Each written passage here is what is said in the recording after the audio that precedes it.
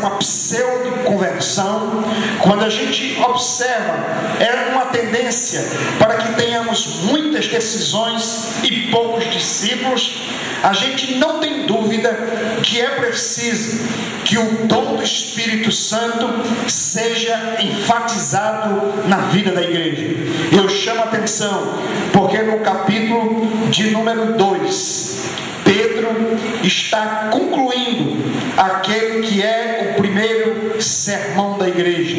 E quando ele termina de expor a pessoa de Jesus Cristo, o versículo de número 38, em resposta ao apelo daqueles que ouviram a mensagem, ele diz: respondeu-lhes Pedro: arrependei-vos e cada um de vós seja batizado em nome de Jesus Cristo para a remissão dos vossos pecados, e recebereis o dom do Espírito Santo.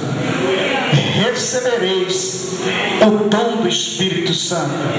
Eu acredito que só existe igreja quando há essa ação do Espírito Santo que vem para selar o crente no corpo de Cristo, para fazer morada, para regenerar, para transformar, para santificar, para dar um novo coração, para produzir um novo nascimento e, portanto, para produzir, para promover a salvação do Senhor.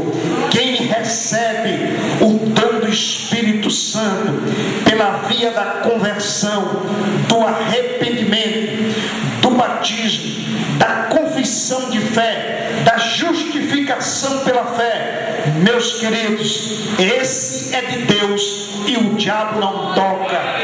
Esse é de Deus e o diabo não destrói.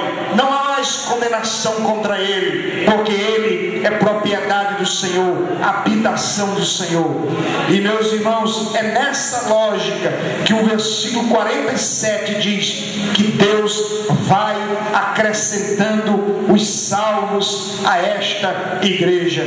Quando você chega no capítulo 3, Pedro está pregando, e mais uma vez a mensagem dele no versículo 19 e 20 é: arrependei-vos e convertei-vos para serem cancelados os vossos pecados, a fim de que da presença do Senhor venham tempos de refrigério, e que envie ele o Cristo que já vos foi designado, Jesus. Aleluia.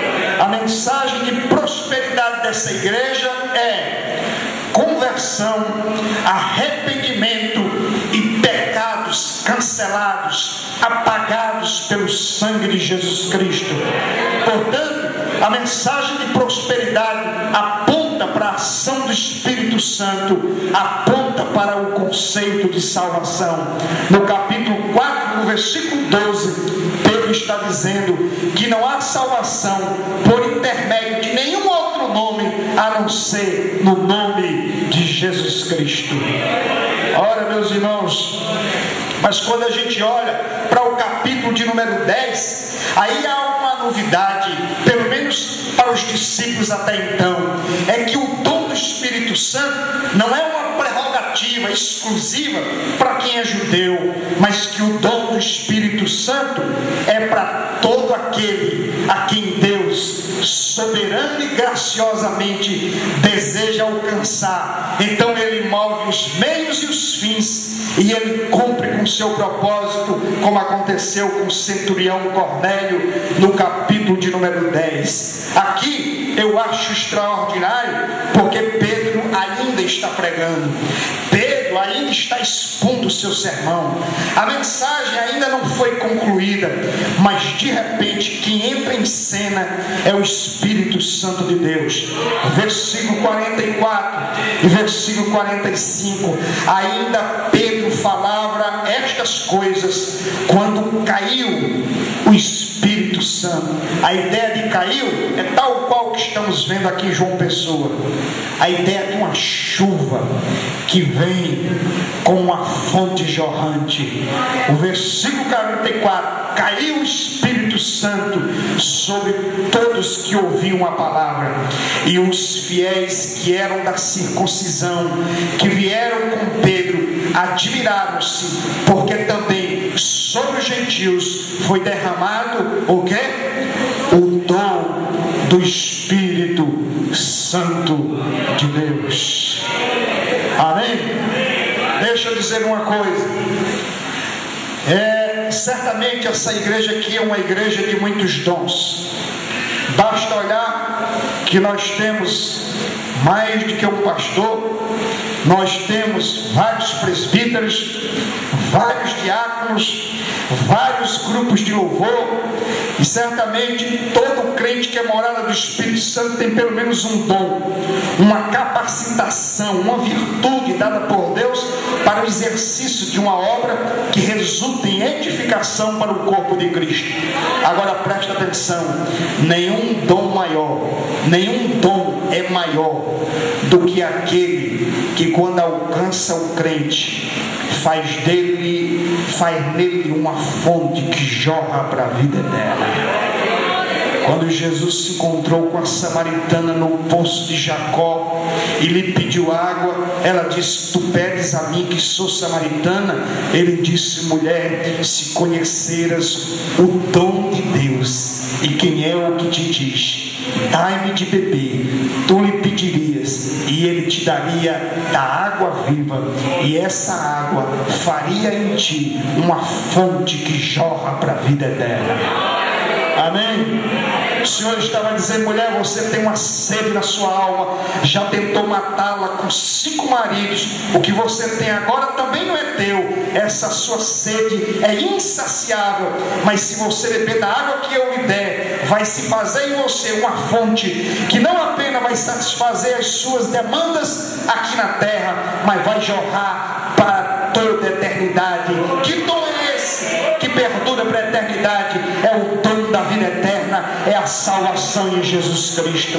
Meus queridos, uma igreja próspera é uma igreja de gente redimida e lavada pelo sangue de Jesus. Uma igreja próspera é uma igreja que tem o dom do Espírito Santo, em que as pessoas são salvas e transformadas pela graça de Deus. É por isso que a igreja não prega um evangelho imediatista, a igreja não prega uma bênção temporal, a igreja não prega uma solução de um problema terreno, mas a igreja prega a solução de um problema que é problema não apenas para essa vida, mas para toda a vida eterna, o problema do pecado. E esse só tem solução quando o Espírito Santo convence do pecado, da justiça e do juízo, entra no interior do homem, tira o coração de pedra, põe um coração de carne e faz dele uma nova criatura em Cristo Jesus. Bendito seja Deus.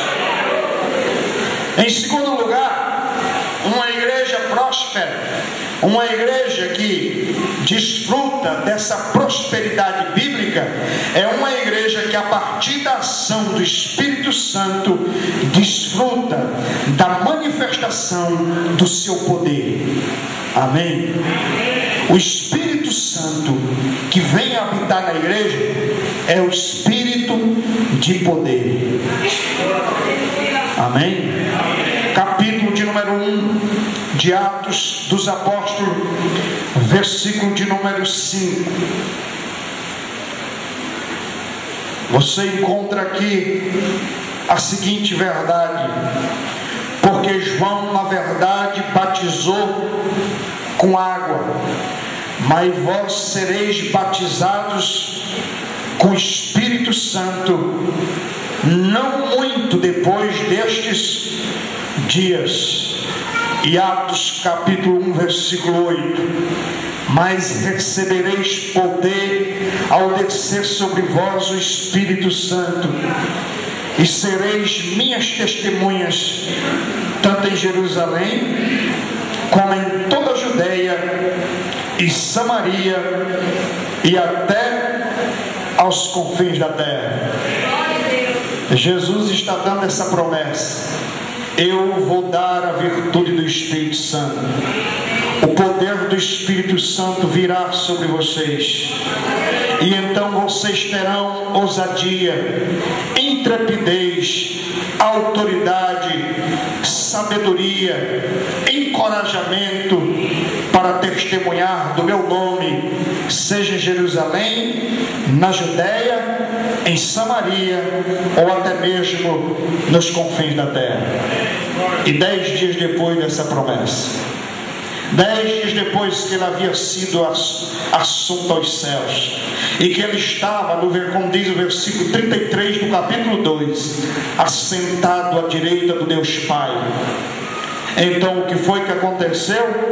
Versículo 4 do capítulo 2: todos ficaram cheios do Espírito Santo e passaram a falar em outras línguas, segundo o Espírito lhes concedia que falassem. E o que é que Pedro vai dizer para os judeus, na tentativa de interpretar os fenômenos que estão acontecendo aqui com a descida do Espírito Santo? Que muitos estão zombando, outros acham que é embriaguez e outros estão perplexos diante daquele quadro.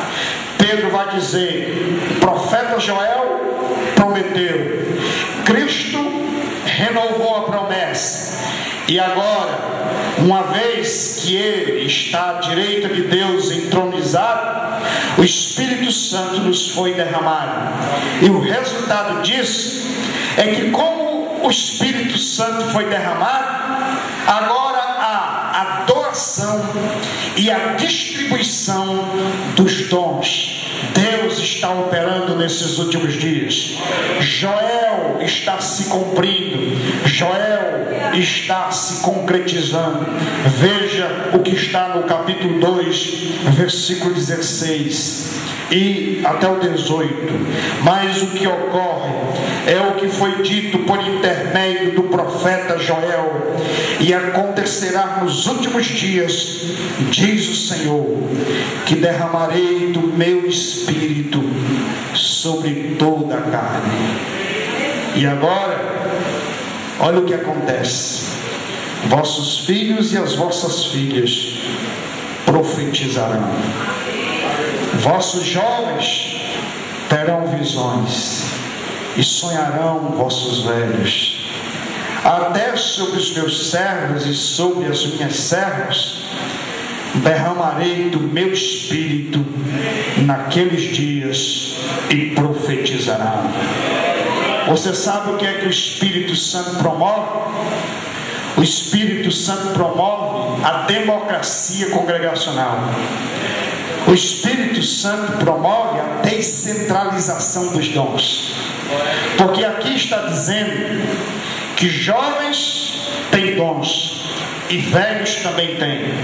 E a ideia é a seguinte: os dons dos velhos não enferrujam, e os dons dos jovens não são verdes. Porque diz que os jovens terão o quê? Visões, e os velhos terão sonhos. No comum, o normal é o seguinte: é que velhos tenham visões e jovens têm sonhos. Mas quando o Espírito Santo entra em ação, aí o que acontece? Jovens têm visões e velhos voltam a sonhar. Aquele velho que achava que a obra de Deus já acabou, aí é que está começando. Sabe por quê? Porque Deus renova no seu coração. Se você acha, porque tem 50 anos, 60 anos, 70 anos, você não pode trabalhar para Deus, após volte a sonhar hoje à noite aqui em nome de Jesus. Quando o Espírito Santo opera, Ele usa sim anciãos de dias para a glória do seu nome. Mas se você é jovem e alguém acha que você é inexperiente, não tem visão da obra de Deus, pelo Espírito Santo você pode ter visão sim, você pode ter visões. Agora presta atenção, o texto não diz que a obra é só dos homens, também é das mulheres, porque diz que até as servas irão servir a Deus. O texto também não diz